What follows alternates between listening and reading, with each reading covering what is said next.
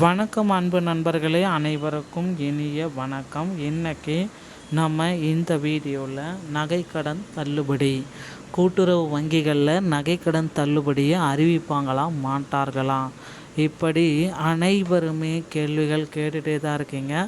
So நகைக்கடன் தள்ளுபடியை யாருக்கு முதல்ல வழங்குறாங்க, யார் இந்த நகைக்கடன் தள்ளுபடியை பெறுவதற்கு தகுதியானவர்கள்?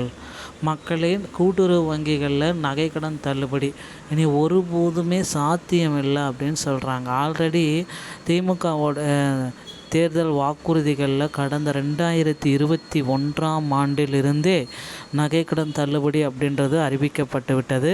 அதிமுக ஆட்சியிலும் நகைக்கடன் தள்ளுபடி, திமுக ஆட்சியிலும் நகைக்கடன் தள்ளுபடி, தாவேக ஆட்சியிலே ஏன் இந்த அறிவிப்பு இன்னும் வரலை? நிறைய மக்கள் இந்த கேள்வியை எடுத்துகிட்டே வைக்கிறாங்க. ஸோ முதல்வர் விஜய் அவர்களும் இதில் மக்களுக்கு நன்மை செய்யக்கூடிய செயலாக நகைக்கடன் தள்ளுபடி அப்படின்ற அறிவிப்பை விரைவில் வெளியிட இருக்கார். எல்லாருக்குமே இது ஒரு சந்தோஷமான மகிழ்ச்சியான செய்தி அப்படின்றத எதிர்பார்க்கலாங்க. ஸோ கிட்டத்தட்ட முதற்கட்டமாக பார்த்திங்கன்னா 5 சவரனுக்கு உள்ள நீங்கள் நகைக்கடன்களை வச்சுருந்தீங்க அப்படின்னா உங்களுக்கு இந்த தள்ளுபடி கிடைக்கும். அதாகப்பட்டது 5 சவரனுக்கு மேலே போயிடுச்சு அப்படின்னா உங்களுக்கு இந்த தள்ளுபடி அப்படின்றது கிடைக்க வாய்ப்பே இல்லாமல் போயிடும் அப்படின்றதையும் குறிப்பிட்டே சொல்கிறாங்க. ஸோ கண்டிப்பாக தள்ளுபடி செய்யறதுக்காக இப்போ பார்த்திங்கன்னா தமிழக அரசு ஒரு பட்டியலை ரெடி பண்ணிகிட்ருக்காங்க. ஸோ ஒவ்வொரு கூட்டுறவு வங்கிகள்லையும் எவ்வளோ பேர் பார்த்திங்கன்னா நகைக்கடன் வாங்கியிருக்காங்க, யாருக்கெல்லாம் இந்த நகைக்கடன் கொடுக்க போகுது, யார் யாரெல்லாம் இந்த நகைக்கடனில் பயன்பெற போகிறாங்க அப்படின்ற மாதிரி ஒரு பட்டியல் தயாரிக்கிறாங்க.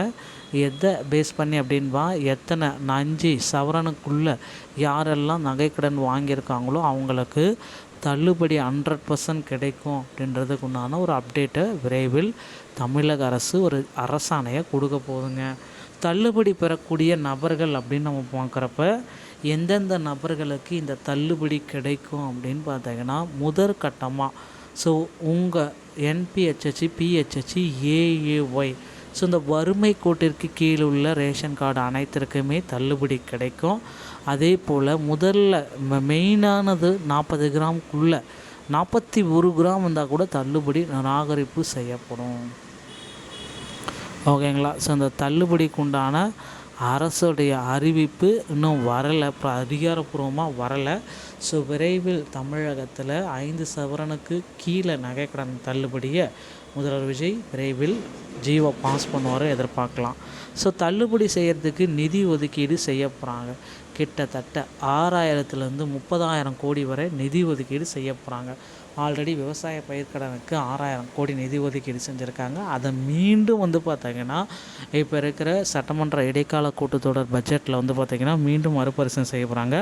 அதே பட்ஜெட் கூட்டத்தொடரில் நமக்கு பார்த்திங்கன்னா தங்க நகைக்கடனுக்கு உண்டான தள்ளுபடிக்கு உண்டான அறிவிப்பையும் முதல்வர் விஜய் அவர்கள் வெளியிடுவார் அப்படின்றத எதிர்பார்க்கலாங்க. ஸோ நகைக்கடன் யாருக்கு நிராகரிப்பு செய்யப்படும் அப்படின்னு பார்த்திங்கன்னா அரசு பணியில் இருக்கிறவங்க, கூட்டுறவு வங்கிகளை ஒர்க்கர்ஸு அவர்தும் குடும்பத்தினருக்கு தள்ளுபடி செய்யப்படும். போலி நகைகளை வச்சு வாங்கினாலும் உங்களுக்கு ரிஜெக்ட் ஆகிடும். அதே போல் ஆதார் எண், ரேஷன் கார்டு, பேங்க்கு இந்த மாதிரி ஏதாவது ஒன்று தவறுதலான கொடுத்தீங்கனாலும் தள்ளுபடி ரிஜெக்ட் ஆகும்.